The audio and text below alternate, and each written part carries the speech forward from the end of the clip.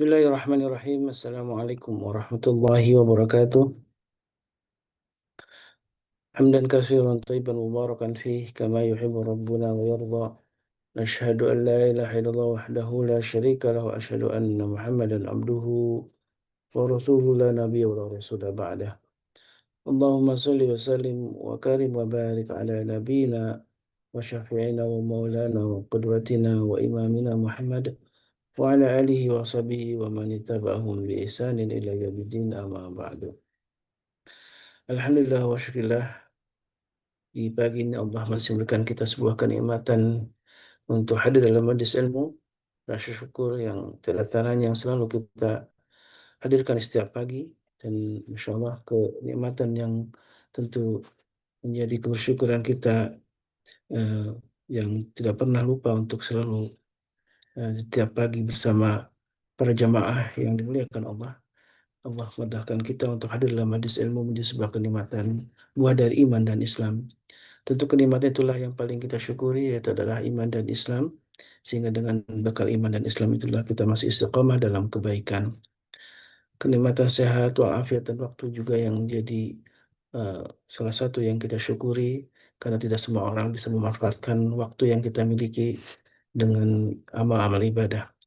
Salawat dan salam tentu senantiasa kita aturkan kepada Nabi kita baginda Rasulullah SAW, beserta keluarganya, para sahabat, dan juga mudah-mudahan kita termasuk umat yang dirindukan oleh Rasulullah, umat yang kelak mudah-mudahan eh, kita semua mendapatkan syafaat dari baginda Rasulullah SAW. Sahabatku yang dimuliakan Allah, di pagi ini Alhamdulillah kita kembali berjumpa dengan guru kita Ustaz Dodi Al-Jambari, dan mudah-mudahan bisa juga hadir Bapak Haikal yang di Senin kemarin kita sudah membahas sebuah tema sebuah obrolan yang sangat penuh hikmah ya, tentang bagaimana eh, hidup kita ini dipenuhi dengan satu eh, kehati-hatian, karena banyak makan-makanan yang ada di sekitar kita yang bisa jadi eh, haram ataupun subhat ya. Karena itulah mari kita sama-sama yang diingatkan oleh Babi Haikal dan juga Ustaz Dodi di Senin kemarin, untuk selalu menjaga diri kita dengan zikir salah satunya. Zikir pagi dan petang menjadi satu bagian yang alhamdulillah kita rutinkan juga.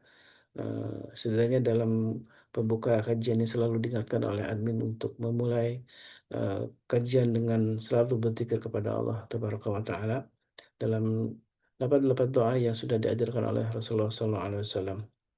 Dan Rasulullah sudah juga mengajarkan bagaimana kita memulai pagi hari ini, karena Rasulullah selalu mendoakan umatnya dengan keberkahan pagi. Allahumma memberikan li ummati fi bukuriha, Allahumma berikanlah umatku keberkahan di pagi harinya ya. Baik, Alhamdulillah, Saudara Al-Jabari insyaallah yang sudah menemani kita eh, di pagi ini, insyaallah akan kembali melanjutkan sebuah tema tentang berkah dalam darah, yang artinya memang bagaimana kita menjaga tubuh kita selalu eh, terhindar dari berbagai macam makanan-makanan yang haram maupun yang subhat ya. Dan sebelum masuk kajian, tentu selalu diingatkan oleh admin, mari kita memanfaatkan pagi yang penuh berkah ini dengan keberkahan harta kita. Sedekah pagi menjadi satu amalan yang alhamdulillah istiqamah kita lakukan. Mudah-mudahan Allah menjadikan amal ibadah ini Allah terima, dan menjadikan amal yang mendatangkan rindu atau cinta Allah Subhanahu wa taala. Baik, Saudari Al-Jambari insyaallah, gimana kabarnya pagi ini? Alhamdulillah bibarakati doaikum. Alhamdulillah. Semua alhamdulillah. Alhamdulillah. Alhamdulillah, Masya Allah. Mudah-mudahan kita juga dalam keadaan keberkahan ya di pagi ini. Ya Rob. Ya Rob. Amin Allah amin. Dan saling mendoakan menjadi salah satu kenikmatan ya, saya di pagi ini, karena orang yang beriman itu salah satunya memang selalu mendapatkan doa dari sahabatnya, dari saudaranya gitu ya. Dan bahkan doa yang tidak pernah didengar oleh dia gitu kan, doa yang ada dalam hati-hati kita, bahkan doa termasuk yang diijabah oleh Allah Tabaraka wa Ta'ala ketika kita mendoakan saudara kita, bahkan orang yang kita doakan tidak tahu bahwa kita sedang didoakan, insya Allah. Dan inilah Mari kita sama-sama mendoakan saudara kita yang barangkali sedang ada yang sakit, juga Allah segera angkat penyakitnya. Ada yang sedang kesulitan, Allah segera beri jalan keluar terbaik. Untuk melanjutkan tema tentang berkah dalam darah ini memang eh, pentingnya kita menjaga ya semua hal yang memang diharamkan oleh Allah, bahkan yang subhat pun harus kita tinggalkan gitu ya. Karena eh, yang meragukan bahkan disebutkan dalam sabda Nabi, eh, da'amala irubika dalam ala rubika itu ya. Jadi tinggalkanlah mayuri buka yang meragukanmu, ila malayuri buka ya kepada yang tidak meragukanmu. Jadi kalau ada suatu makanan yang alhamdulillah kemarin sudah ada sharing juga dari para sahabat tentang ada keraguan ketika makan sesuatu maka tinggalkanlah begitu saja. Dan Furqan inilah yang sudah Allah tanamkan install dalam diri kita. Baik, tafadhol mashkura Ustaz, untuk memulai sebuah lanjutan kajian tentang berkah dalam darah. Baik, Bismillah. Assalamualaikum ala Rasulullah. Assalamualaikum warahmatullahi wabarakatuh. Waalaikumsalam warahmatullahi wabarakatuh. Innal hamdalillah nahmaduhu wa nasta'inuhu wa nastaghfiruh wa na'udzu billahi min shururi anfusina wa min sayyiati a'malina. May yahdihillahu fala mudilla lahu wa yudlil falan tajid lahu waliyan mursyida. Asyhadu an la ilaha illallah wahdahu la syarika lah wa asyhadu anna Muhammadan abduhu wa rasuluh. La nabi wa rasulullah ba'da. Allahumma salli wa sallim wa barik ala nabi Muhammadin wa ala alihi wa sahbihi wa mawala wa la hawla wa la quwata illa billah amma ba'd. Bapak Ibu yang dirahmati Allah SWT, kebersyukuran adalah sebuah keniscayaan dan salawat serta salam semoga senantiasa tercurah ke hadirat Rasul Sallallahu Alaihi Wasallam. Berikut para keluarga, sahabat dan para pecinta risalah dan syariat beliau hingga akhir zaman.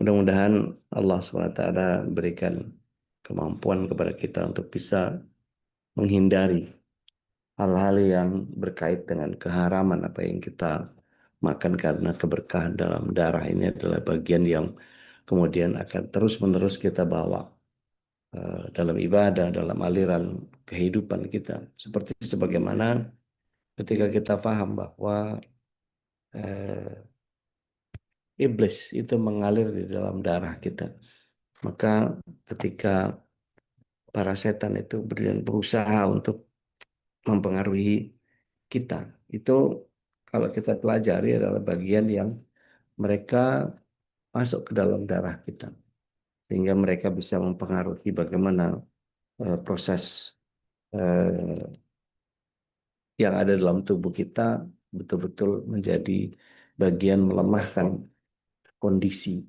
ibadah kita. Satu hal yang eh, saya agak terhenyak ketika membaca satu buku tipis, eh, azab bagi ahli ibadah.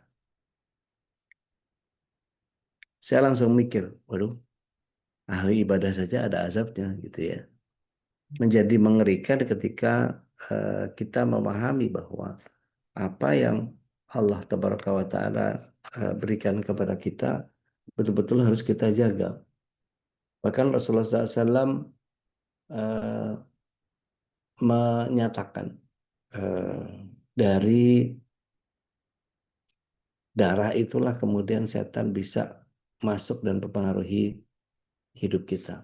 Bapak Ibu yang dirahmati Allah SWT, pernah nggak ngerasa bahwa ketika kita ibadah atau pas lagi futur deh, lagi futur, lagi malas, lagi jenuh, lagi jumut, merasa bahwa apa yang kita kerjakan melelahkan, sehingga ada saat di mana kita kemudian merasa jengah dengan ibadah kita, sehingga tidak ada hubungan ruhiyahnya kepada Allah Tabaraka wa Ta'ala.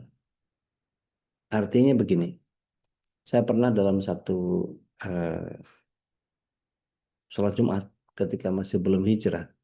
Waktu itu saya nge-MC buat salah satu produk boykot, dan itu masuk ke sekolah-sekolah. Ketika sholat Jumat, Maka yang terjadi, eh, kalau nggak salah daerah Jakarta Utara, begitu mulai sholat, si imamnya begitu selesai khutbah, khutbah seperti biasa kalau eh, saat itu tidak ada kenikmatan ibadah, maka ya terabaikan begitu saja isi khutbahnya dan kemudian eh, sebagian mungkin terlelap tidur. Tetapi saya waktu itu memang tidak ada yang masuk satupun karena Allah mungkin sedang merenggut kenikmatan ibadah saya. Waktu itu selesai dari khutbah, kemudian beliau menutup khutbahnya dan kemudian mengucapkan satu frase yang membuat semua menjadi terhenyak seketika. Beliau katakan bukan istau sau sufakum wa tasfiyatus sufu minta memisola, enggak, bukan itu. Tapi beliau eh, balik badan, kemudian ditatap mata kami satu-satu, semua jemaahnya. Kemudian dia mengatakan bahwa mari kita jadikan sholat ini sebagai sholat yang terakhir.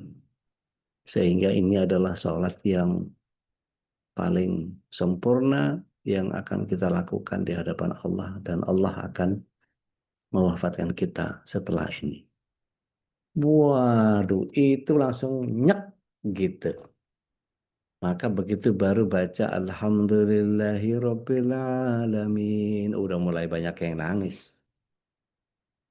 Jadi ketika rasa atau ruh kita betul-betul connect sama Allah Tabaraka wa Ta'ala, maka pada saat itu kita bisa menikmati ibadah kita.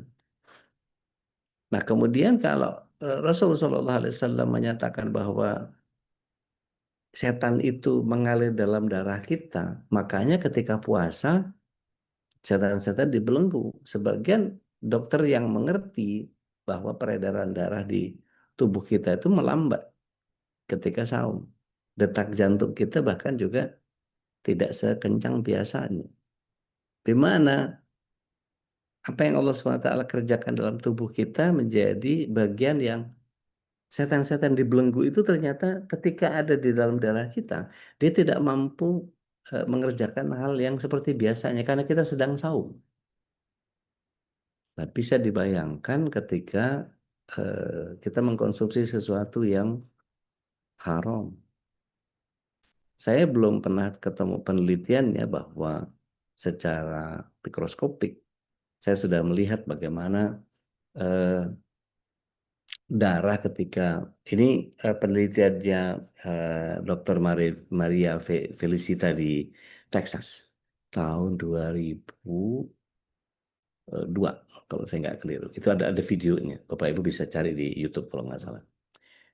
Bagaimana pergerakan sel-sel darah itu kemudian menjadi berubah sesuai dengan kondisi psikologi setiap orang. Jadi yang saya pelajari ketika itu, ketika dia sedih, gumpalan darah itu kemudian berbentuk menjadi eye drop, menjadi apa? eh, Bentuk seperti air mata yang apa menggantung gitu. Kalau kita eh, menggambar ujungnya atas segitiga gitu, bawahnya bulat gitu. Jadi gitu ya. Dan semua keping-keping darah apa namanya keping-keping darah sebentar. Kalau nggak salah saya ada capture deh beberapa. Ada yang mau masuk nih beberapa nih. Mohon di para admin mohon di accept. Sebentar, mohon izin. Ah, ini dia. Yeay. Nah, ini dia. Ini capture ya, bukan video ya. Yang videonya lebih seru. Mohon izin ya, saya share ya. Eh, apakah ini tampak?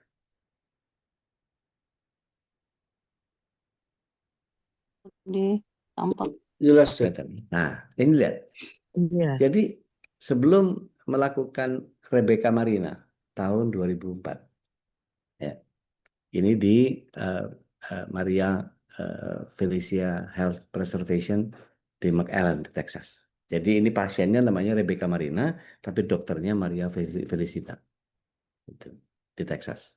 Sebelum melakukan terapi, sel darah merahnya menggumpal disebabkan oleh lektin yang dapat dari alergi ayam dan alpukat. Oke. Menggumpal. Jadi apa? Kalau Mas Elo bilang tuh ngeruntel kayak bako enak, gitu. Ngeruntel kayak bako enak. Jadi bergumpal mereka. Nah, agregat ini biasanya terjadi pada saat kita malam hari melakukan sesuatu yang sifatnya apa istilahnya kalau tidurnya itu kayak bangke. Rasulullah SAW bilang ada orang yang tidur kayak bangke, artinya nggak bangun dia, gitu ya, nggak bangun dia. Ketika apa, malam hari mestinya kalau kita bahas di Ibadur Rahman di surah Al-Furqan eh, 63 sampai 72 kalau saya nggak keliru atau tadi 36 saya lupa pernah kita bahas sama Ustaz Khalis. Jadi eh, orang yang tidur kayak bangke maka agregatnya menjadi sangat sangat luar biasa. Apa yang terjadi dengan darah darah kita itu menggumpal. Oh, pantesan ketika ini yang terjadi maka biasanya perhatikan. Coba diingat-ingat siapa yang keluarganya mati karena sakit jantung. Ada di antara kita? Coba perhatikan. Tidak pernah lebih dari jam 12 siang, tidak pernah lebih awal dari jam 6. Jadi pasti orang penyakit jantung itu kalau wafat karena jantung, pasti dia wafatnya antara jam 6 pagi sampai jam 12 siang. Ini menurut penelitiannya Pak Dokter Barita Sitompul SPJP. Beliau dulu itu staf ahlinya Ustazah Fadila Sopari, Dokter Fadila Sopari, antar menteri. Nah, tolong dibaca bahwa beberapa penelitian beliau, ternyata manusia itu ketika dia terbangun di malam hari dan kemudian mengerjakan kegiatan, misalnya tahajud atau sholat dan seterusnya gitu ya, maka setidaknya 2 rakaat saja sudah memproduksi tubuh kita itu sudah memproduksi yang namanya NO, nitric oxide, ya, nitric oxide, gitu.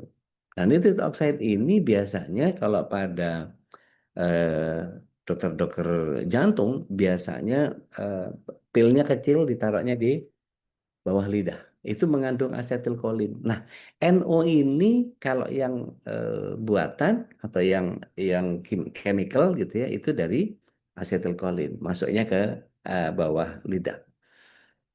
Tapi tubuh kita ternyata punya kemampuan untuk memproduksi NO-nya sendiri. Nah, ini yang kemudian menjadi sangat luar biasa ketika darah kita ya kita olah sedemikian rupa. Ternyata eh, setelah diurai maka dia menjadi eh, apa namanya? Kalau darah normalnya tuh seperti ini. Jadi dia nggak ngeruntel gitu, nggak saling meluk, nggak saling apa karena agregatnya nggak ada. Jadi normal aja. Tetapi tidak berirama, tidak jadi tidak beraturan.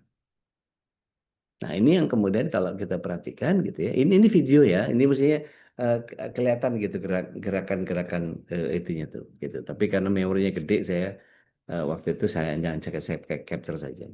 Nah, kemudian ketika sedih, kondisi darah saat sedih, sel itu bergerak cepat dan berbentuk air mata. Ini menjadi sangat luar biasa. Jadi pengaruh terhadap kondisi psikologi seseorang itu darah menjadi sangat luar biasa. Nah, Bapak Ibu yang dirahmati Allah SWT, calon penghuni surga semuanya, bayangkan kalau kemudian darah kita, saya belum pernah coba ya, artinya belum pernah meneliti kalau babi yang masuk ke tubuh kita, kalau makanan yang haram yang masuk ke kita, kalau ayam yang tidak disembelih, kalau apa namanya sapi yang cuma dimatikan dengan cara apa apa nih istilahnya kalau Babe pernah ngajarin kita tuh di knock knock apa gun ya gitulah pokoknya jadi didotin pakai pakai senjata jedut gitu diketok kepalanya untuk pemingsanan kalau di kita gitu. Tetapi ada beberapa yang dilakukan justru pembunuhan lewat lewat itu padahal nggak boleh. Yang dibolehkan dalam Islam adalah memotong 2 urat, urat nafas dan urat urat makan gitu. kerongkongan dan tenggorokan. Nah, Bapak Ibu yang dirahmati Allah Subhanahu wa Ta'ala, kalau kita lihat kondisi bagaimana seseorang berdoa, itu ternyata juga punya kondisi yang berbeda lagi. Nggak berubah ini nyangkut ya. Ya, ah, sayang. Ada yang waktu dia, ini apa? Yang waktu berdoa ada tiba-tiba ada substansi-substansi putih itu bertebaran. Itu ternyata nggak kerekor di sini. Nah ini hasil elektrik ensepalogramnya pasien cemas parah. Setelah diterapi baru kemudian jadi ala kulli hal. Begitu juga dengan penelitiannya Pak Masaru Emoto, saya pernah sampaikan juga. Ya. Jadi ini pun eh, continue to share. Oke. Dalam surah Al-Anbiya ayat yang ke-30, ya, Allah SWT menyatakan bahwa A'udzubillahi minasyaitonirrajim, eh, Allah jadikan setiap segala sesuatu itu dari air pasti eh, ada sesuatu yang hidup, gitu ya. Saya pernah sampaikan eh, Allah SWT menjadikan waja'alna minal ma' kulli syai'in hayya. Afala yu'minun. Jadi Allah jadikan setiap air itu pasti hidup sesuatu. Makanya saya pernah sampaikan bahwa ketika Danau Singkara itu pertama kali jadi danau, dulunya bukan danau. Danau Singkara itu mengalami cekungan dan kemudian air hujan tertampung di situ. Maka kemudian muncul awal-awal itu ikan yang entah datang dari mana, nggak ada yang tahu. Maka orang dulu mengatakan itu ikan iblis. Maka sekarang kita kenal dengan ikan bilih atau ikan bilis gitu. Nah di Danau Toba juga ada, tapi nggak disebut sebagai ikan iblis. Tapi kalau di Danau Singkara itu orang dulu menyebutnya ikan iblis. Makanya di bahasa haluskan menjadi ikan bilih. Kalau di Jawa Timur namanya wader gitu. Kalau di Jawa Tengah daerah Magelangan situ iwak cedul gitu. Nah itu datang dari air juga. Nah, mari kita lihat bahwa betapa rasa di tubuh kita. Tubuh kita ini kan 87% air. Ya. Dr. Masaru Emoto meneliti air setelah beliau treatment dengan ucapan-ucapan dalam bahasa Inggris, bahasa Jepang, bahasa umum yang beliau gunakan. Maka beliau mengucapkan arigato gozaimasu kepada si air itu. Kemudian beliau dinginkan, beliau bekukan. Setelah beliau bekukan, beliau ambil seserpihan es itu, kembang es itu, terus kemudian beliau taruh di paparan, kemudian beliau letakkan dengan perbesaran 500 kali. Ini yang terlihat. Ternyata unsur daripada air yang sudah distimulasi dengan kata-kata menjadi luar biasa. Nah, ternyata ketika eh, dikatakan kamu tolol, gitu ya, dalam bahasa Jepang, ya, maka berubah struktur molekulnya. Loh kok bisa gitu? Ya, itu yang terjadi. Bayangkan kalau darah kita kemudian menjadi eh, dipicu juga dengan itu. Dan ini kata-kata terima kasih dan kamu tolong. Jadi separuh ngebentuk, tapi separuh lagi hancur. Maka hati-hati dengan setiap doa yang kita ungkapkan kepada anak kita. Kamu cantik, dia merespon, air itu merespon dengan sangat luar biasa. Cobalah menjadi cantik, berarti belum cantik dong. Gitu. Ternyata air punya sensitivitas seperti itu. Bayangkan kalau kemudian darah kita eh, terpengaruh dengan itu. Bagaimana kondisinya? Ya, ini kalau dikatakan benci seperti yang kanan ini. Sebegitunya loh yang namanya darah darah kita yang air yang merespon eh, kondisi auditif di tubuh kita. Nah, ini dikatakan suka seperti ini, ya, dan seterusnya. Wallahu alam bisawab. Ini bagian yang kemudian kita bisa fahami sebagai eh, kondisi di mana Allah Tabaraka wa Ta'ala menjadi sangat luar biasa ketika menghadirkan ini semua untuk kita. Nah, Bapak Ibu yang dirahmati Allah SWT, eh, perhatikan juga bahwa ketika Allah SWT menghadirkan yang namanya eh, nah, Bu Zulfia bilang ayah saya wafat tahun 80 di usia 39 karena sakit jantung, wafatnya jam 9 pagi. Iya, selalu agregatnya itu di jam-jam itu. Tidak pernah lebih dari jam 12. Karena agregasi yang terjadi pada darah, nanti dokter lah yang ngomong.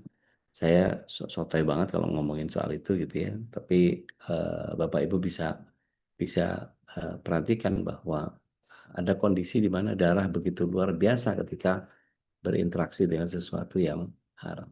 Alhamdulillah, Bapak sudah bersama dengan kita. Mudah-mudahan kita bisa memetik hikmah yang akan beliau uh, paparkan. Hayakumullah ya, Mib. Ahlan.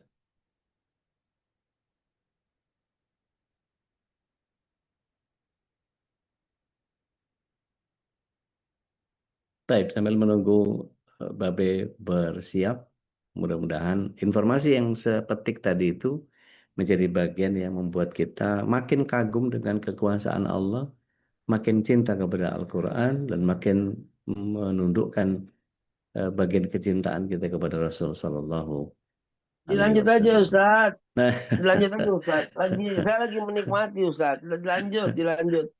Ini mamanya anak-anak masih masih di luar, jadi saya di rumah sama Aliyah saja. Jadi Masya fadhal Allah. Ustaz, lanjut Ustaz. Saya sedang hangat menikmati itu. Saya Baik. menyampaikan itu, tapi kalau mendengar itu berbeda. Ya, saya menyampaikan apa yang Ustaz sampaikan itu pada teman-teman, dan videonya, dan filmnya, dan fotonya, dan picture-nya yang barusan Ustaz sampaikan. Masya Allah. Tapi kok beda sekali kalau saya mendengarkan. Itu mungkin Masya perintah Allah. karena kita masih lebih banyak mendengar. Ya Rab. Nikmat, saya Ya Rab. menikmati Ustaz. Ya Masya Rab. Allah. Ya Rab. Fadol lanjut Ustaz, lanjut Ustaz. Ya Rab. Bismillah, salatu wassalamu ala Rasulillah. Dari situ kita bisa melihat betapa berkah dalam darah itu adalah bagian yang Allah SWT juga sudah cegah dari awal. Maka kullu mimma razaqnakum gitu ya. Makanlah dari apa yang kami rizkikan. Lagi-lagi bicara tentang halalan thayyiban. Mudah-mudahan teman-teman nggak jengah dengan kata-kata halal, ngomongin halal thayyib terus gitu. Bang Thayyib aja nggak pulang-pulang gitu. Tapi udah pulang nggak Bang Thayyib kalau nggak salah. Ya, lagunya buktinya nggak pernah diputar lagi sekarang. Jadi kalau kita bicara tentang kehalalan dan thayyib di dunia kita ini, maka ini menjadi bagian yang seharusnya setiap kita menjadi punya concern yang sama. Kemarin saya coba lontarkan ide, bagaimana kalau dari MKI punya poster gitu ya, posternya banyak gitu, dibikin beberapa varian, misalnya sehari satu poster gitu, atau kita bikin deh lomba poster yang isinya tentang kampanye halal. Karena kalau lihat ada beberapa tayangan-tayangan di beberapa sosmed yang saya aktif di dalamnya itu menjadi apa namanya, loh iya ya banyak orang nggak tahu, loh iya ya banyak orang nggak tahu, loh iya ya banyak orang nggak tahu dan seterusnya. Jadi membuat kita kadang-kadang harus eh, masuk ke dalam sebuah eh, apa peperangan yang sesungguhnya. Jadi kalau banyak orang yang kemudian seperti Babe sampaikan bahwa ada upaya-upaya penjegalan bagaimana kita begitu masifnya ingin menyampaikan ini kepada masyarakat. Ada agenda halal yang kita terus gembar-gemborkan. Ada kampanye halal yang terus berusaha untuk kita sebarluaskan kepada masyarakat. Ini bagian yang kemudian saya berkontribusi kepada kawan-kawan yang ada di Eropa, di Belanda, Jerman, Norway, Turki, Prancis, eh, Jerman, Belanda tadi ya. Itu kemudian masukkan dalam sebuah bagian agenda kita. Kalau di mereka kan memang agak kesulitan ya cari makanan-makanan yang halal. Di mereka menjadi harus bertarung dengan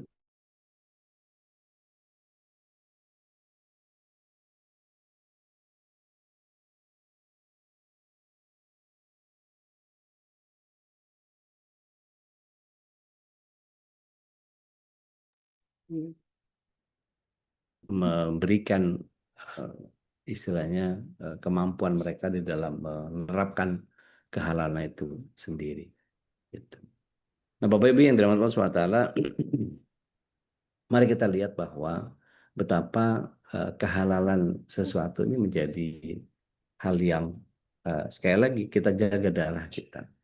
Jangan sampai kemudian eh, kita memberikan sesuatu kepada anak yang pernah saya ceritakan juga bahwa lucunya anak-anak saya itu kalau saya udah dengan garangnya, pokoknya kalau nggak ada halalnya nggak usah. Gitu. Akhirnya satu kali anak-anak itu eh, saya ajak belanja, ayo belanja, tapi pastikan ada halalnya ya. Iya, iya, iya, iya. Begitu belanja mereka udah beli, beli, ambil, ambil. Nunjukin ke saya tiap kali ambil. Bapak ini ada halalnya, Bapak ini ada halalnya, Bapak ini ada halal. Oke, oke, oke, oke.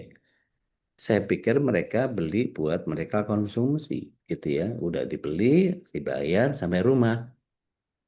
Terus kemudian, "Loh, ini kok nggak dimakan?" Enggak, aku cuma nunjukin halalnya aja. Waduh, lah kok begitu konsepnya, yang penting ada halalnya gitu. Lupa saya, briefnya adalah yang kamu suka pastikan ada halalnya baru dibeli. Ini nggak ada halalnya. Lah semua semua barang di toko ada halalnya ya semua saya beli bisa jadi gitu. Kacau, kacau. Nah, alhamdulillah itu waktu masih kecil, dan sekarang alhamdulillah saya membiasakan mereka untuk kemudian kalau nggak ada halalnya mendingan nggak usah. Jadi supaya kalaulah orang kemudian nggak punya furkon, setidaknya dia merasa bahwa dia harus punya furkon yang kemarin kita kita bahas. Begitu kan, Be? Ya Allah, tabarakallah. Nah, nah. Saya malah diingetin sama anak saya sendiri kalau masuk restoran itu juga harus ada halal karena kita menyampaikan kadang kita lupa Ya. pentingnya seperti itu. Seperti bangun malam juga kadang seandainya lagi terlalu letih kita bilang tar dulu udah dibangunin aja sama anak saya itu. Ada apa? Karena dia selalu yang kita biasain. Jadi betul tawasau bil haq wa tawasau bis sabar itu memang berlaku untuk semua dari kita. Fadhal Ustaz. Masya Allah. Baik. Nah, Bapak Ibu yang dirahmati Allah SWT, ketika lagi-lagi kita masuk ke dalam ranah bagaimana menjaga darah kita ini dari kehalalan sesuatu, ya. Luar biasanya darah ini menjadi bagian yang eh, kemudian setiap kita harus mampu eh, punya kemampuan eh, menelisik. Kalau begini karena apa, kalau begitu karena apa, dan segala macam. Karena gini, Allah SWT memberikan darah di kita itu menjadi sangat luar biasa. Artinya gini, em, darah itu kan ada darah putih, ada darah merah ya. Ada eh, dokter lah ini yang lebih lebih tepat ini untuk menggambarkan. Jadi saya pernah waktu kena COVID itu leukosit saya atau darah putih saya itu diambil. Saya kalau nggak salah pernah ngobrol juga sama dokternya eh, dari Hayandra Klinik itu untuk, kalau di kita namanya apa, stem cell ya. Kalau di beliau namanya AAPRP, dan beliau di stasiun di Rumah Sakit Koja di Jakarta Utara itu sudah membuat satu pencegahan atau penyembuhan terhadap pasien COVID itu angkanya sudah sampai 98%. Tapi nggak tahu kenapa, terus mungkin saya nggak ngerti lah di Departemen Kesehatan itu seperti apa kinerja yang ada di dalamnya. Kalau memang menjadi upaya penyelamatan masyarakat, kan setiap nyawa itu berharga gitu ya. Tapi ketika itu saya, alhamdulillah, eh, dicoba untuk diterapkan itu pakai ABRB itu. Karena ketika kena COVID itu di waktu di ICU, saya pernah dicuci plasma, 6 jam dicuci plasma itu. tapi juga nggak membuahkan hasil apapun yang signifikan. Padahal udah bayar sendiri. Buat saya bayar 35 juta itu banyak. Tapi ya karena memang itu upaya daripada pihak rumah sakit untuk mengatasi itu, ya sudahlah, mau diapain gitu. Terus ternyata ada upaya dari sahabat saya, Dr. Fajar Berisada. Beliau mengupayakan APRP untuk saya. Jadi minta sama suster diambil darah saya, darah putihnya diambil, kemudian dibawa ke Hendra Klinik di Keramat situ. Nah, kemudian di drill, di treatment, saya nggak tahu apa istilahnya. Pokoknya APRP itulah gitu ya. Di drill si darah itu kemudian dikembalikan ke tubuh saya. Jadi ibaratnya kayak digojlok, dijadiin tentara khusus gitu, dijadiin apa Kopassus mungkin, dimasukin lagi ke darah saya selama kurang lebih 3 hari berturut-turut. Dan itu signifikan betul. Nafas saya jadi enak, paru-paru saya balik menghitam lagi, dan ketika proning itu sudah nggak lagi keluar batuk darah gitu. Dan itu sangat signifikan. Nah, maka kemudian di hari yang ke-14 saya langsung dibawa ke ruang pemulihan gitu. Dan alhamdulillah ya 23 hari sih di rumah sakit. Tapi yang sangat signifikan adalah sistem APRP yang seperti stem cell itu. Jadi kalau bayangkan darah putih atau leukosit itu punya peran penting dalam melindungi tubuh dari infeksi dan menjaga kesehatan secara keseluruhan, eh, tentu pengaruh daripada keberkahan di dalam darah itu pun yang kemudian entah entah patogen seperti bakteri, virus gitu ya. Artinya gini, ini dokter nih mesti ngomong nih mikrobioma nih gitu ya. Saya nggak tahu nih, Dokter Vicky berkenan nggak nyampein apa yang saya sampaikan, karena bicara tentang berkah di dalam darah ini bagian yang kemudian saya bahas berkahnya aja gitu. Soal soal darahnya itu sendiri kan, jumlah sel darah putih yang normal ini penting untuk memastikan sistem kekebalan tubuhnya berfungsi sangat optimal gitu. Artinya kalau kalau apa ya istilahnya, Netrofit. Netrofit ini berperan sebagai garis pertahanan pertama tubuh terhadap patogen. Mereka mencari, mengenali, dan menghancurkan mikroorganisme yang asing yang masuk ke dalam tubuh. Nah, kadang-kadang kan melonjak tinggi, kadang-kadang ini ya, ya kalau Bapak Ibu tahu bahwa dia menjadi pembentuk antibodi, dia penyembuh luka, dia pengontrol peradangan, dia menjadi pendeteksi dini penyakit, dia menjadi apa namanya? Kalau ada gangguan pada sel darah putih itu biasanya masalah kesehatannya udah parah banget itu. Yang kalau leukosit terlalu rendah itu bisa jadi apa namanya? Leukopenia.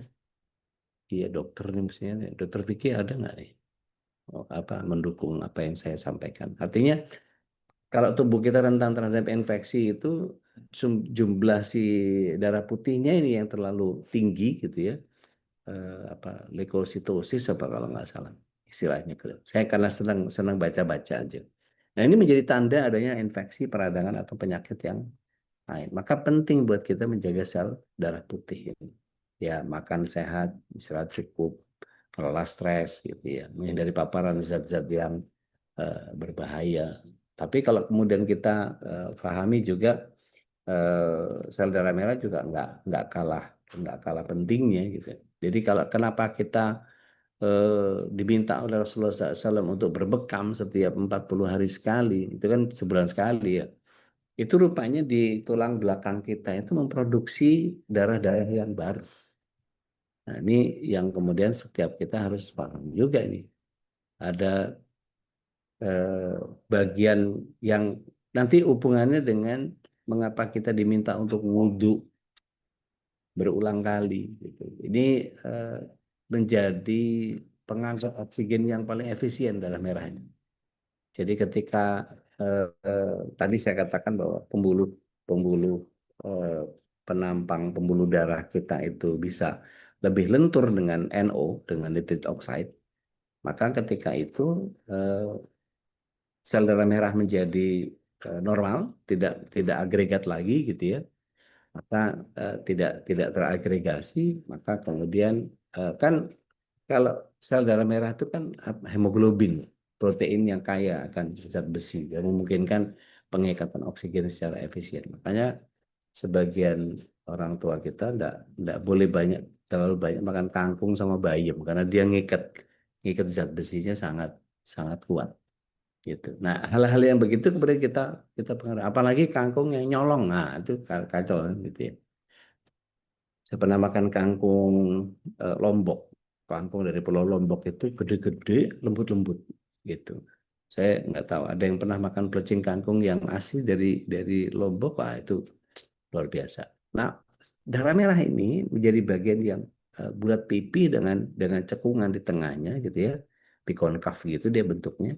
Nah, ini meningkatkan luas permukaan selnya yang memungkinkan untuk penyerapan dan pelepasan oksigen yang lebih efektif. Dan pembuatan berkelanjutan ini kalau kita tidak punya kebiasaan untuk bekam, akhirnya sampah yang ada di tubuh kita. Jadi darah di tubuh kita menjadi toksin-toksinnya nggak keluar. Begitu kurang lebihnya. Tafadhol. Saya melihat hari ini kita mendapat pencerahan dari, saya menyebutnya bukan Ustadz kali ini terapis terapis yang luar biasa. Saya mendengarkan sambil, karena emang lagi agak bindeng Ustaz, lagi agak pilek nih Ustaz. Gara-gara mungkin diforsir ini, ada ketidakseimbangan di tubuh. Vitamin B. Pagi, siang, sore, malam ini saya Masya Allah. baru kembali karena ada target-target yang mesti dilakukan. Kemarin Ya Allah, Masya Allah. habis berhadapan dengan DPR. Eh, Pas pulang di meja ada deadline yang mesti hari ini dilaporkan dalam rangka persiapan pidato presiden. Salah satu yang akan dibicarakan juga unsur halal, sehingga saya harus menyampaikan dengan deadline malam ini, katanya gitu. Jadi tadi malam, jadi sampai jam 12, 11, 11:24 itu setengah 12, masih berkutat dengan penyiapan laporan, dan persis sebelum jam 12 kita kirim email. Masya Allah. Alhamdulillah, Mbak Apa yang Bedi. saya sampaikan tadi Ya, teman-teman, apa yang saya tadi sampaikan, itu mutlak Al-Quran dan hadis. Namun, unfortunately, sayangnya, ditemukan oleh mereka yang tidak percaya Quran dan tidak percaya hadis. Yang apabila kita konfirmasi, itu kan Quran, itu kan hadis, ya. maka barulah kemudian mereka takjub dan mungkin mereka bersyahadat. Pertanyaannya adalah, apakah kita pernah berpikir tentang tanggung jawab untuk menyampaikan ke mereka-mereka itu gitu.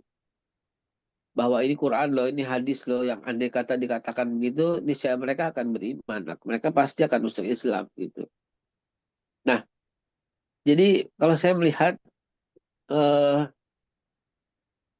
beristighfarlah gitu loh kita kepada Allah Subhanahu wa taala sebanyak-banyaknya, karena ada satu ayat yang Nabi katakan, ini ayat paling menggembirakan Nabi dan tidak diturunkan kepada Nabi selainku gitu. Jadi betul-betul ayat yang spesial, hadis Bukhari Muslim. Bahwa ayat itu adalah panggil teh Mbak Mila, ini mah ini, panggil Mbak Mila aja. Mbak Mila panggil papa di kamar, ini mah ini. Jangan berat sayang. Kok ini komputer papa sayang. Eh Ayat itu adalah, la yukallifullahu nafsan illa wus'aha laha ma Masa. kasabat wa laha ma kasabat. Rabbana la tu'akhizna sampai dengan selesai. Ya, Eh kita udah diajarin, kalau saya melihatnya begitu Ustaz. Kita udah diajarin sama Allah ya, Subhanahu wa taala bahwa ada loh yang kamu belum lakukan tapi saya udah maafin gitu. Mendakwahi kepada mereka itu kan wajib, cuman how ya, to-nya gitu kan kita nggak ketemu gitu. ya, Sehingga kita dikasih ayat oleh Al-Qur'an, oleh Allah Subhanahu wa taala, baca deh gitu. Sebab unfortunately lagi sayangnya, eh, tentang darah itu yang Ustaz sampaikan itu semuanya letterlah sekali dalam Al-Quran. ya, Lain halnya seperti orang yang rajin membaca seperti Profesor Dr. Maurice Bucaille yang ketika dia membaca Al-Quran dia masuk Islam gitu. ya. Om saya lah, saya panggilnya jadi Om ya. dia tinggal di Perth, Australia, dan mengganti namanya menjadi Ibrahim. Cuman gara-gara dia nggak sengaja lihat di toko buku kok orang pada beli Quran, apa sih Quran gitu. Dia baca, kok menarik sekali, menarik sekali. Dia baru sampai Al-Baqarah 100 sampai dengan 100-an kata dia. Maka dia bilang langsung, oh ini nggak mungkin dibikin oleh manusia gitu. Ya, ya. Nggak mungkin ini. Jadi seberapa kuat dakwah kita gitu. Nah, saya akhirnya berpikir, saya menganggap, oh ya, saya akan berdakwah kepada semua orang dengan halal gitu. Ya, saya akan berdakwah dengan halal. Ini adalah media yang telah Allah berikan kepada saya untuk mendakwahi mereka dengan halal. Ya. Karena mohon doanya Ustadz, di akhir bulan ini saya membentuk ASEAN Halal Council Masya Allah. gitu. Masya ASEAN Allah. Halal Council ini 9 negara Ustadz, ya, di mana alhamdulillah saya ditunjuk sebagai pimpinan, sebagai presiden ASEAN Halal Council. Itu di situ saya akan merancang ISO yang model baru di dunia gitu. Hmm. ISO 9001 untuk lingkungan, ISO 9002 untuk filing dan manajemen. Ya, Nggak begitu saya bilang. Yang saya mau sampaikan adalah halal 1.0 untuk makanan dan ya. minuman.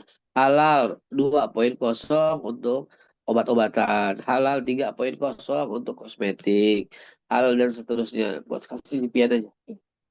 Begitu Ustaz. Nah itu dia yang merupakan metode dakwah kita supaya Insya Allah. tentang darah, tentang apa. Mereka akan masuk ke dalam agama Islam dan kita sebagai saksi bahwa iza jaa nasrullahi wal fath wa ra'aitan nas yadkhuluna fi dinillahi afwaja. Kalau tiba Nah, pertolongan Allah, kamu tuh akan melihat orang tuh berbondong-bondong masuk ke dalam agama Islam. ya. Lalu apa yang mesti kita lakukan gitu ketika itu? Fasabbih bihamdi rabbika. Astagfirullah. Pas tahu, jadi pujilah Allah, ya, maka sucikanlah Allah. Fasabih dengan ucapan-ucapan ya, pujian-pujian dan mohon ampunlah kepada Allah. Nah, ketika ayat itu turun, Nabi Muhammad dalam ruku dan Siap, sujudnya siap, berkah. mengucap Subhanallah bihamdi asyhadu an la ilaha illa anta astaghfiruka wa atubu ilaik. Jadi eh, apa yang saya sampaikan mudah-mudahan menambah keimanan kita, menambah Ya Rob, keislaman ya Rob, kita gitu. ya Rob, ya Karena Rob. iya ya dahsyat banget ya udah darah ya gitu kan. Dahsyat banget di darah ya itu ya sedahsyat darah mereka yang temuin tapi jangan lupa ini udah tercatat dalam Al-Qur'anul Karim gitu. Ya. Yang, Maka terus ya, bagaimana mau misalnya kita mau ambil kesimpulan dari semua darah-darah itu semua. Itu Petria Sepilisi kan yang buat itu kan darah itu kan yang temukan kan. Ya, dari mana? Gimana caranya? Jawabannya kembali lagi seperti kemarin Ustaz. Zikir ya. pagi Masya sore Allah, Masya Allah, selesai itu semua Masya urusan. Allah, Masya Allah. Zikir pagi sore beres semua darah lo. Zikir pagi sore udah jangan tinggalin zikir pagi Ya, sore apapun siap, kesibukanmu. siap. Saya minta maaf tadi cukup tadi bangun jam 4 dapat sholat rakaatnya cuma 2 tahajudnya lalu biasa zikir sama aliyah ya, zikir pagi sore. Nah tadi itu karena mamanya nggak ada jadi agak leha-leha tuh aliyah mamanya lagi masih di luar dan alhamdulillah baru selesai makanya saya baru bisa bergabung mohon maaf. Baik, Zikir baik, pagi baik. sore adalah Masya Allah, solusi untuk semua kehidupan Anda. Masya Makasih Allah, Ustaz. Masya Allah. Barakallah fiik. Ya sarallah moral insya Allah itu. Mudah-mudahan dimudahkan sama Allah semua urusan antum dari halal konsol itu. Ini ada hadis dari Abu Hurairah yang menyatakan bahwa seorang laki yang melakukan perjalanan jauh dan berdoa, tapi kalau makanannya haram, maka doanya nggak diterima. Kalau hadis dari At-Tabrani menyatakan bahwa kalau seseorang masukkan makanan haram ke dalam perutnya, maka amalnya tidak diterima selama 40 hari. Saya nggak tahu, Dokter Vicky mungkin punya tambahan data. Apa yang terjadi sama tubuh kita selama 40 hari itu? Apakah ini berkaitan dengan produksi sel darah yang dari sumsum tulang belakang itu kemudian bisa terpengaruhi prosesnya kalau sampai bisa doanya bisa nggak nyampe 40 hari. Ada lagi hadis yang At-Tirmidzi yang menyatakan bahwa kalau tidaklah tumbuh daging dari makanan yang haram kecuali neraka lebih utama untuknya. Ini kalau saya pengen nanya ke Dokter Vicky yang soal hadis At-Tabrani tadi itu. Apa hubungannya makanan yang haram dengan doa yang tidak diterima? Apa yang terjadi pada tubuh kita ketika terjadi makanan yang haram? Pernah ada jurnal atau ada tesis atau ada skripsi tentang itu, Dokter Vicky atau dokter yang lain mungkin bisa nambahin. Tafadhol.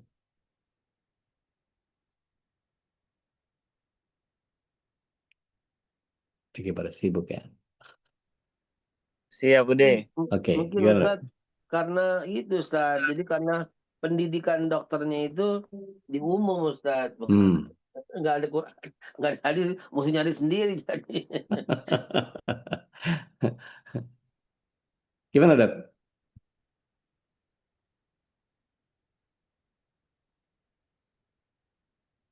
Assalamualaikum. Waalaikumsalam warahmatullahi wabarakatuh. Ya, Tafadhol. Be, lagi persiapan nih si Zaidan pertama masuk SD.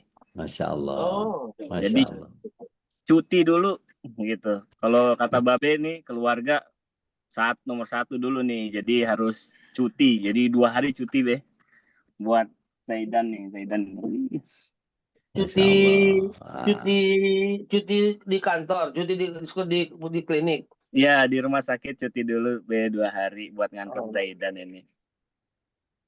Penyesuaian ya, Dok? Masuk SD hari ini. Wah, keren. Barakallah fiik. Barakallah fiik.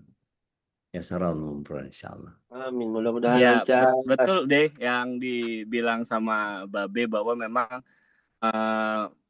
banyak ya kita terlalu belajar yang konvensional, jadi untuk yang seperti itu kita harus memang mencari Ngulik ya. sendiri ya. Betul. Tayyib. Ya, ala kulli hal. Saya jadi kepengen nyoba gitu kan dari tahun 2000 awal 2002 lah 2002 itu sampai 2006 itu saya berusaha mencari ini kenapa sih karena saya sendiri termasuk orang yang paling nggak gampang percaya untuk saya menganggap dulu Islam ini doktrin kata Allah gini kenapa gitu nah jadi saya berusaha untuk cari hikmah di balik syariatnya itu dan saya lagi mohon doanya nih lagi nyusun buku hikmah di balik syariat nih, Be. Nah, ini penting barusan nih. Lagi ngumpulin data-data yang begitu tuh.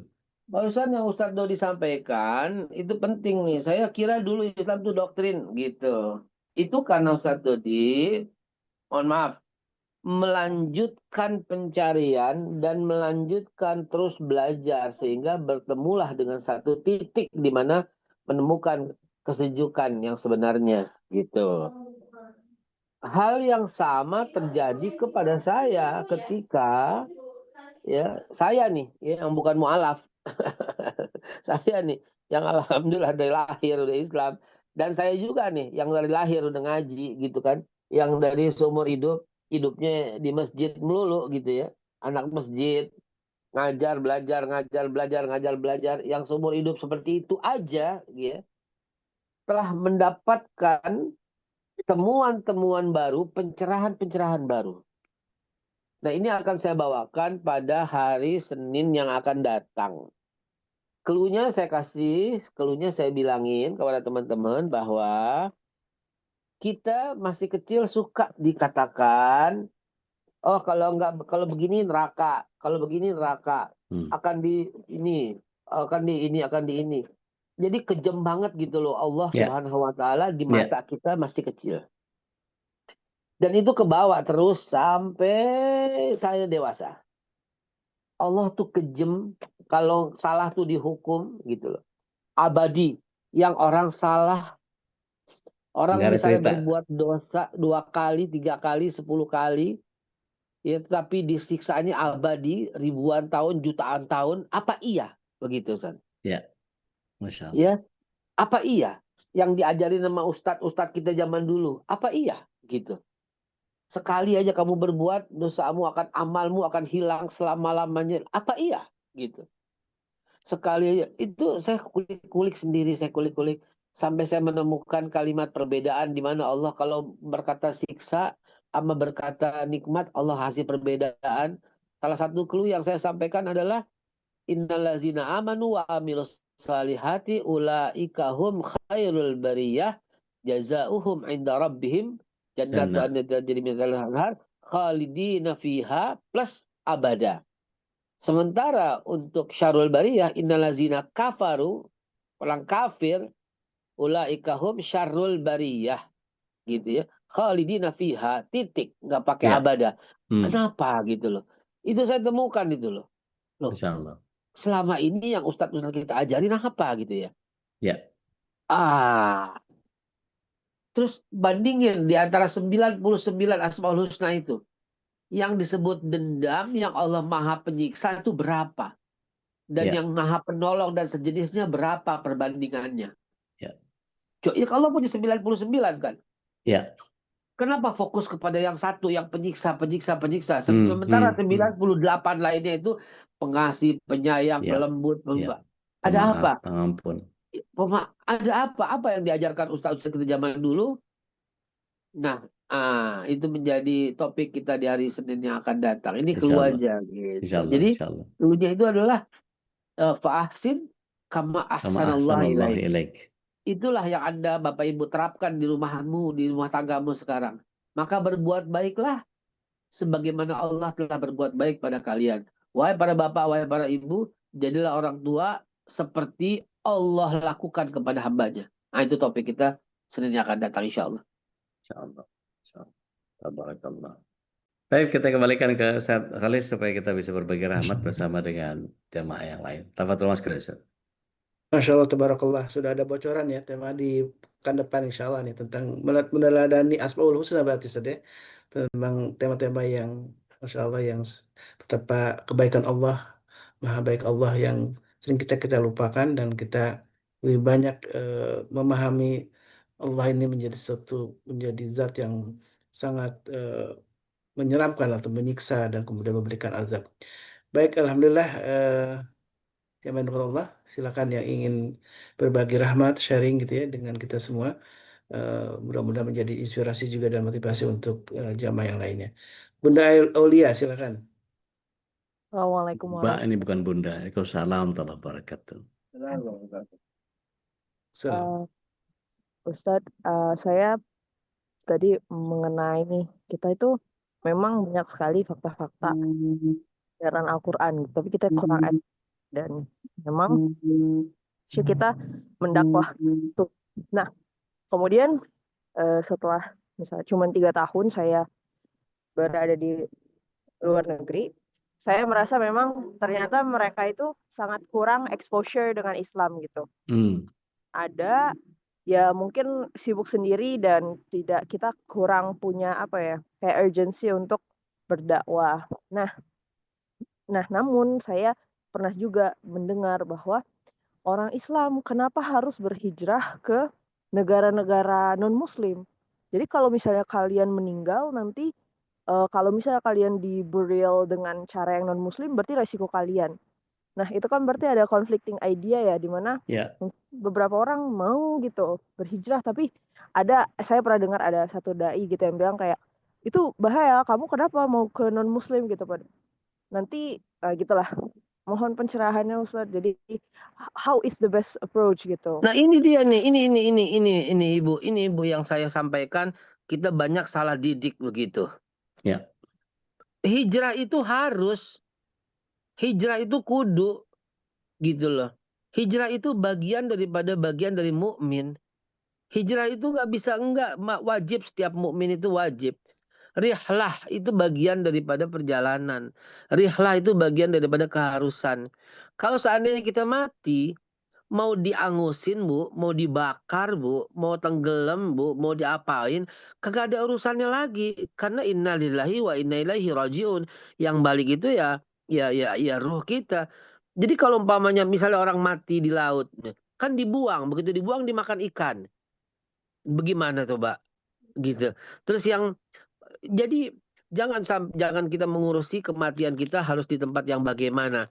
Kalau kita yakin Rasulullah SAW uswatun hasanah, maka kematian yang paling indah itu berada dalam pelukan pasangan kita. Kan Rasulullah wafatnya tidak ditombak. Rasulullah wafatnya tidak diapa-apain. Rasulullah wafatnya adalah di dalam pelukan istri tercinta. Maka kalau saya boleh memilih, ya Allah saya mau memilih wafatnya saya itu berada dalam pelukan istri saya sebagaimana Rasulullah berada dalam pelukannya. Jadi mohon Ibu, jadi abaikanlah yang suka berkata tanpa dasar seperti itu. Teruslah Ibu berjuang. Ibu bisa berdakwah di negeri yang non-muslim dengan pakaian yang cantik. Dengan kata-kata yang lembut. Tidak harus mengatakan, hai kamu Islamlah. Tidak harus. Ini loh Islam, tidak harus. Ini loh Quran, tidak harus. Tapi tampillah kita sebagai pribadi unggul. Sehingga orang berkata, orang itu hebat ya gitu.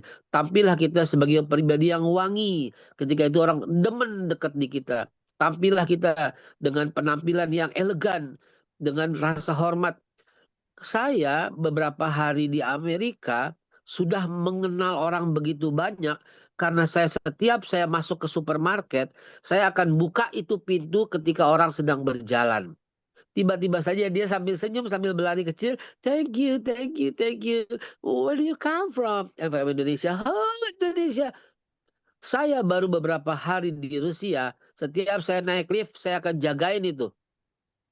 Saya akan jaga, apalagi kalau dia punya anak, saya akan pegangin lift itu. Saya akan kasih mereka lebih dulu keluar dan lebih dulu masuk.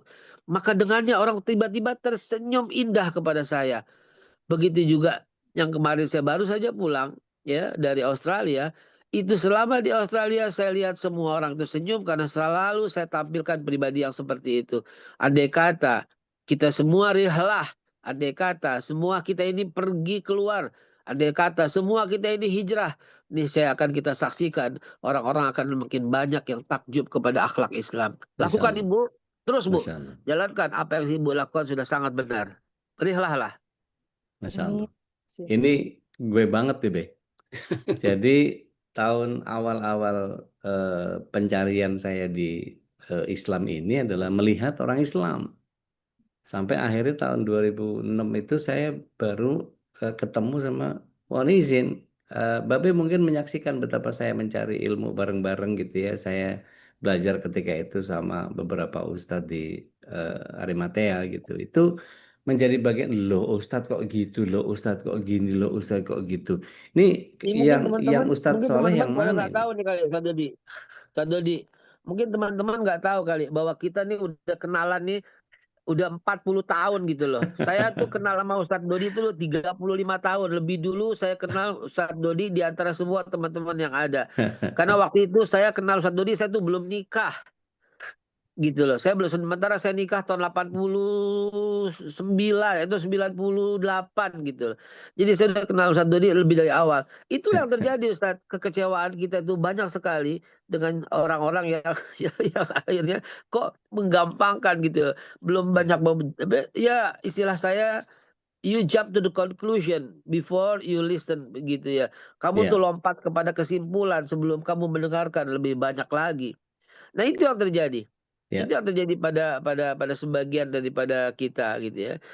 Baru dapat satu ayat Allah tuh menyiksa dengan mengganti itu terus yang diulang sehingga dikesannya. Ini yang saya terima, yang pengalaman terjadi pada saya. Di kepala saya awalnya itu adalah Tuhan itu kejam gitu. Tuhan itu menyiksa hamba begitu. Padahal la haula wala quwata illa billah. Kita lanjutkan. Ini mohon izin, saya udah bersiap bersama Alia untuk berangkat. Taib. Yamanillah, Be. Ila liqa insyaallah. Masalah barakallah fi.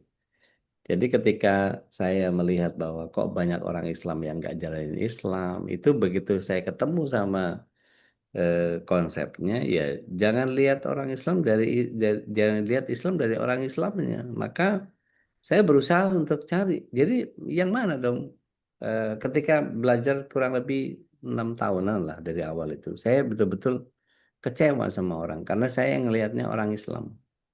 Tempat wudhunya jorok, bau pengap, mana karpetnya tengik, udah gitu, udah sendal bagus hilang, aduh ya Allah, itu betul-betul gambaran orang Islam tuh hancur banget. Tapi begitu saya dikasih tahu sama salah satu guru, belajarlah dari sumbernya Al-Quran dan As-Sunnah. Baru saya lihat, oh banyak orang yang nggak mau ngerjain.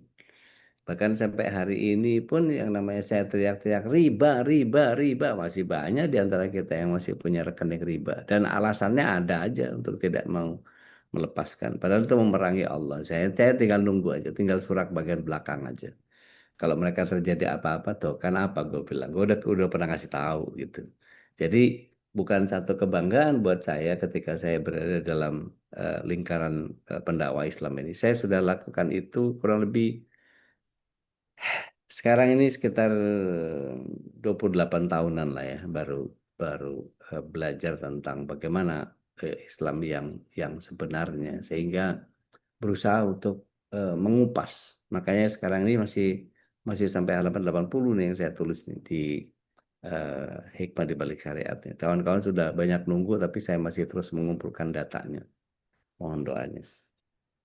Tapi itu saja dulu, jam 7 saya mesti bergerak ke masjid untuk ngasih kajian juga. Jadi kita Baik. sudahi sampai sini dulu. Masya Allah, Alhamdulillah, jazakallah khairan. Maka dari Dari Al-Jambari. Mudah-mudahan Allah Subhanahu wa Ta'ala terus jaga ya, terus rahmati, terus berkahi perjalanan dakwah Gurunda yang terus istiqamah dalam menyebarkan sunnah, menerikan nilai Islam yang tentu tadi disebutkan betapa banyak keindahan Islam ini yang memang belum banyak dilaksanakan oleh sebagian besar kita, dan mudah-mudahan kita termasuk orang yang tersadarkan di pagi ini mendapat inspirasi, motivasi dari para guru kita untuk terus menegakkan sunnah, menjalankan apa yang sudah diajarkan oleh baginda Rasulullah SAW. Dan Islam itu begitu indah. Islam itu adalah banyak kebaikan yang rahmat dan alam semesta juga yang menjadi misi dari kita semua. Baik, alhamdulillah, syukurlah, zaman bukan Allah. Kita insya Allah kembali berjumpa besok hari dengan Ustaz Dodi Al-Jambari masih di kajian Asmaul Husna, insya Allah ya Ustaz ya. Mudah-mudahan Allah Subhanahu wa Ta'ala mampukan terus kita untuk terus menimba ilmu setiap pagi dan juga di malam hari bersama Tuhan Guru Subhanahu Fajar. Dan kita doakan sahabat-sahabat kita, tentu guru kita yang sudah menampik kepada dia, para sahabat semuanya, untuk selalu dapat keberkahan dari Allah Subhanahu wa Ta'ala. Mari kita tutup majlis ini dengan doa kafatul majlis. Subhanallahumma wa bihamdika asyhadu an la ilaha illa anta astaghfiruka wa atubu ilaik. Al-afumikum hadana wa iyyakum. Assalamualaikum warahmatullahi wabarakatuh. Waalaikumsalam warahmatullahi wabarakatuh. Jazakumullahu khairan. اللهم ارحمنا بالقرآن واجعله لنا إماما ونورا وهدى ورحمة. اللهم ذكرنا منه ما نسينا وعلمنا منه ما جهلنا وارزقنا تلاوته آناء الليل وأطراف النهار واجعله لنا حجة يا رب العالمين.